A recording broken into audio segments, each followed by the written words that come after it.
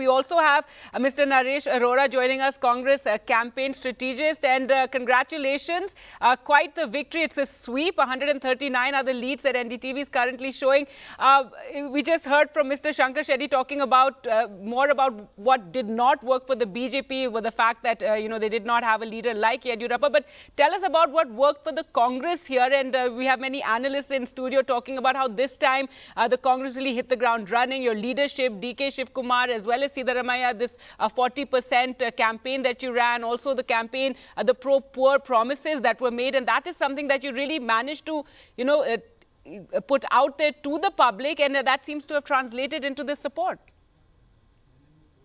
First of all, thank you, Gargi, for your wishes. Yes, it is a very sweet moment today after 2 years of hard work. And I have seen some of the television since morning because I was not able to, but I have seen one thing missing from the analytic part, and that is about the sustained campaign of 2 years. It is not a campaign of 6 months or 3 months. It is a campaign of 2 years, 2.5 years since Mr. Shiv Kumar became the president.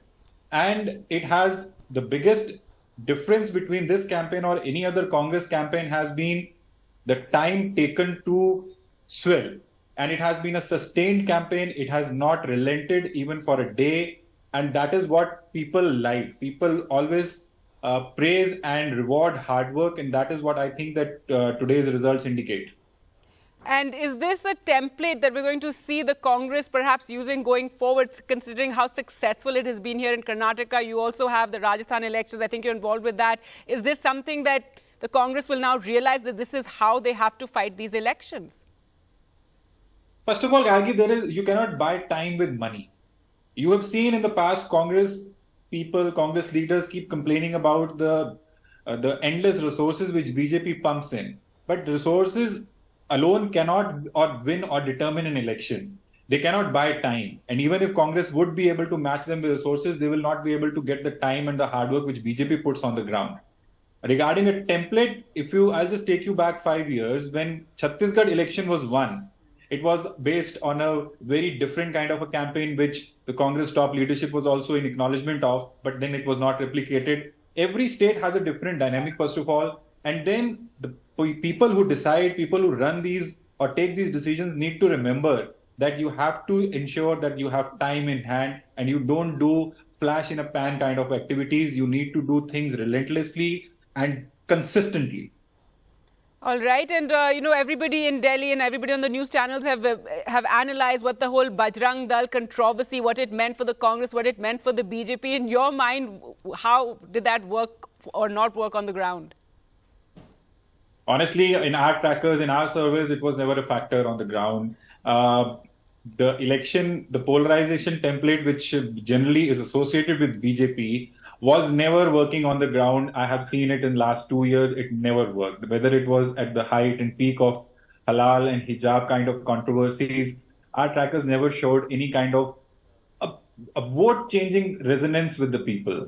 Yes, these are media conversations. These are conversations for social media. But if you ask me that if the voting pattern was being affected, I never saw that. At least in my surveys, it was never on the, never seen. So similar was the case. All right, well, let's move away from that. But what has been quite significant, and all our analysts are, looking at these numbers and vote share and talking about how the Congress has managed this time to capture a significant amount of the Lingayat vote. Yes, see, of course, when Mr. Yediyurappa was removed from the chief ministership and Mr. Bomai was sworn in, there was a big heartbreak amongst the Lingayat vote bank, which was reflected in our understanding, in our assessments on the ground also. And I think somewhere that has come to hit BJP back. Secondly, I also see it might be seen as something which I might be in a biased manner, but Mr. Shiv Kumar has been working very consistently with the Lingayat Mutt Swamijis, the ones who actually influence, who have a very big role in these elections because they determine they are running some social organizations and they are a big influencer players in the field of it. And Mr. Shiv Kumar had built quite good relationship with them, and Lingayat vote was, according to our assessment, it was always coming to Congress and it was going away from BJP. All right. Well, thank you so much, Naresh Arora, for joining us.